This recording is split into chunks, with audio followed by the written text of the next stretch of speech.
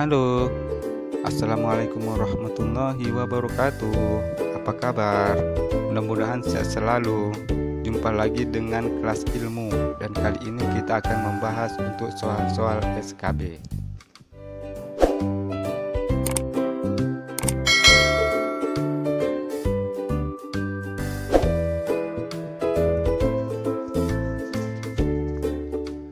Oke teman-teman, kita langsung saja ke pembahasan soal pertaniannya. Nomor 1. Apabila Anda petani yang luas lahannya sempit, langkah intensifikasi pertanian berikut yang bisa meningkatkan hasil pertanian adalah kecuali titik-titik. A. Melakukan pengairan dengan teratur dan merata. B. Melakukan pengolahan tanah yang tepat. C. Menanam beberapa jenis tanaman produksi sekaligus dalam satu lahan pertanian. D. Rutin melakukan pemupukan. E. Melakukan pemberantasan hama dan virus yang mungkin menyerang tanaman. Jawabannya adalah C. Menanam beberapa jenis tanaman produksi sekaligus dalam satu lahan pertanian. Pembahasan. Jawaban A, B, D, dan E merupakan langkah intensifikasi dalam pertanian, sedangkan jawaban C merupakan langkah diversifikasi pertanian. Saran, baca juga cara meningkatkan hasil pertanian di lahan yang luas. Nomor 2. Jenis biaya pemasaran yang harus dikeluarkan dengan tujuan agar produk pertanian tersedia sepanjang waktu adalah biaya A. Transportasi, B. Penyimpanan, D. Tetap, D. Variabel, atau E. Processing. Jawabannya adalah B. Penyimpanan. Pembahasan. Biaya transportasi adalah biaya yang harus dikeluarkan untuk melakukan proses transportasi. Biaya tersebut berupa biaya penyediaan prasarana, biaya penyediaan sarana, biaya operasional transport. Biaya tetap adalah biaya yang jumlah totalnya tetap dalam kisar volume kegiatan tertentu. Contohnya adalah biaya gaji. Biaya variabel adalah biaya yang jumlah totalnya berubah sebanding dengan perubahan volume kegiatan. Contohnya adalah biaya bahan baku. Biaya processing adalah biaya yang digunakan untuk memastikan produk pada setiap proses atau tahap pembuatan. Nomor 3. Cara menanam dengan sistem hidroponik yang menggunakan air sebagai media bercocok tanam adalah A. Dengan teknik ebb dan flow. B. Dengan menggunakan teknik aeroponik. C. Dengan menggunakan teknik rakit apung. D. Dengan menggunakan teknik wedge. Atau E. Dengan menggunakan teknik NFT. Jawabannya adalah E. Dengan menggunakan teknik NFT. Pembahasan. Dengan teknik ebb dan flow membutuhkan peranan pompa air yang nantinya akan digunakan sebagai pengatur waktu.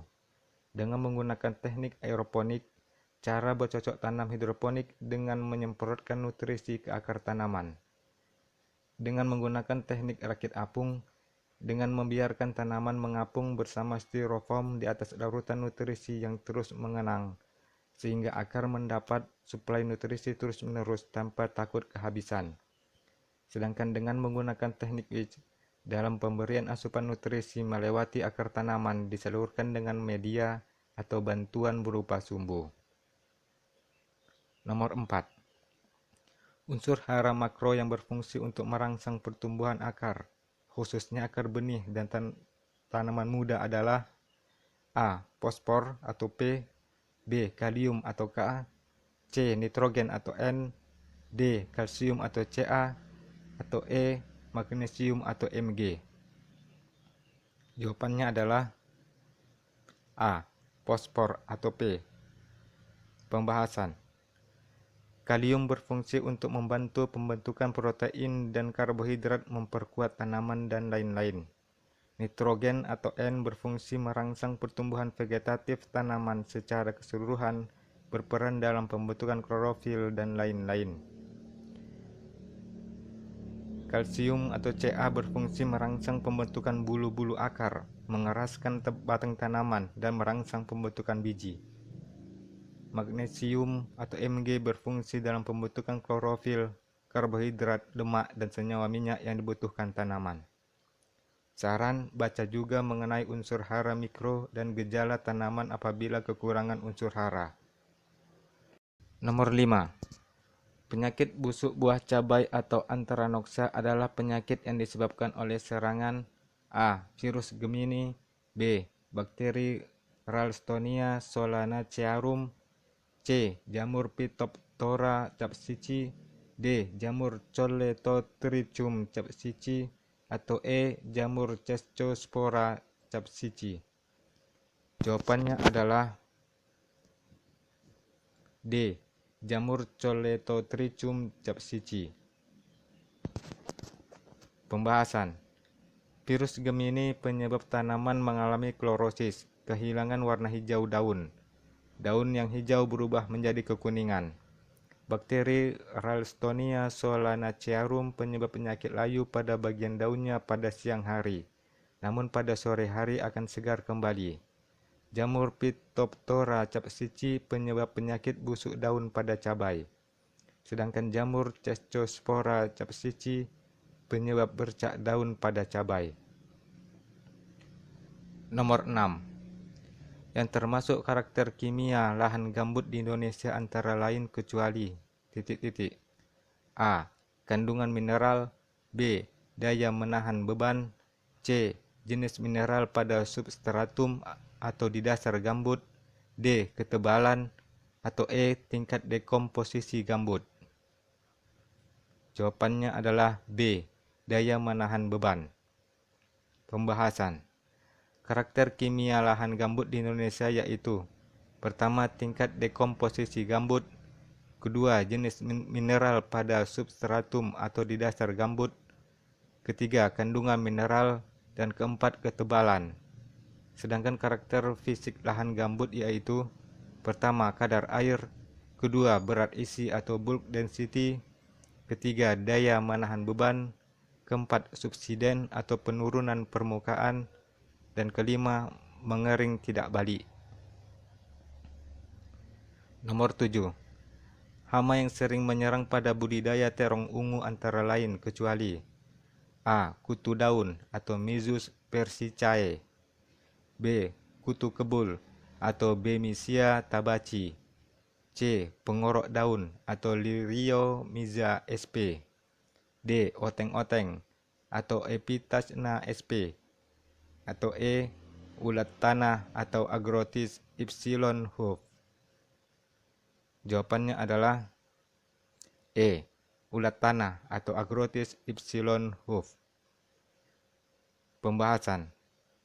Ulat tanah atau Agrotis Ypsilon Hof adalah hama yang sering menyerang tanaman wortel. Hama ini sering disebut ular lutung dalam bahasa Jawa. Gejala: ulat tanah menyerang bagian pucuk atau titik tumbuh tanaman wortel yang masih muda akibat serangan tanaman layu atau terkulai, terutama bagian tanaman yang dirusak hama. Nomor 8. Cabai rawit atau Capsicum frutescens L dalam klarifikasi tanaman termasuk ordo A. Solanales, B. Curcubitales, C. Saxifragales, atau D. Lamiales, atau E. Myrtales. Jawabannya adalah A. Solanales. Pembahasan. Klarifikasi tanaman cabai rawit. Kingdom, pelantai atau tumbuhan. Subkingdom, Tracheobionta, tumbuhan berpembuluh. Subdivisi, Spermatophyta atau menghasilkan biji. Divisi, Magnoliophyta atau tanaman berbunga. Kelas, Magnoliopsida atau berkeping dua atau dikotil. Subkelas, Asteridae. Ordo, Solanales. Famili, Solanaceae atau suku terong-terongan. Genus, Capsicum. Spesies, Capsicum frutescens L. Nomor 9. Sistem pertanian organik diatur dalam Peraturan Menteri Nomor A. Permentan RI Nomor 1 Tahun 2019, B. Permentan RI Nomor 5 Tahun 2019, C. Permentan RI Nomor 64 Tahun 2019, D. Permentan RI nomor 3 tahun 2018 atau E. Permentan RI nomor 7 tahun 2019? Jawabannya adalah C. Permentan RI nomor 64 tahun 2019. Pembahasan. Permentan RI nomor 1 tahun 2019 tentang pendaftaran pupuk organik, pupuk hayati, dan pembenah tanah. Permentan RI nomor 5 tahun 2019 tentang tata cara perizinan berusaha sektor pertanian. Permentan RI nomor 64 tahun 2019 tentang sistem pertanian organik. Permentan RI nomor 3 tahun 2018 tentang pedoman penyelenggaraan penyuluh pertanian. Permentan RI nomor 7 tahun 2019 tentang SDM, riset, peremajaan, dan sarana perkebunan sawit. Saran saya, baca semua isi dari Peraturan Menteri Pertanian atau Permentan. Nomor 10. Jenis tanah yang berasal dari sedimen lumpur yang dibawa oleh air sungai disebut A. Tanah vulkanis, B. Tanah aluvial, C. Tanah humus, D. Tanah organosol, atau E. Tanah litosol. Jawabannya adalah B. Tanah aluvial. Pembahasan. Tanah vulkanis adalah tanah yang berasal dari abu gunung api atau material letusan gunung api yang sudah mengalami pelapukan. Tanah aluvial adalah tanah yang berasal dari sedimen lumpur yang dibawa oleh air sungai. Tanah humus adalah jenis tanah yang muncul akibat tumbuh-tumbuhan yang membusuk. Tanah organosol adalah jenis tanah yang terbentuk dari proses pelapukan bahan-bahan organik, seperti dari sisa pembusukan tanaman rawa. Sedangkan tanah litosol adalah jenis tanah yang terbentuk dari proses pelapukan batuan beku dan sedimen. Oke teman-teman, terima kasih sudah menyaksikan dan insya Allah kita akan berjumpa lagi pada video-video pembahasan lainnya. Assalamualaikum warahmatullahi wabarakatuh dan sampai jumpa. Bye.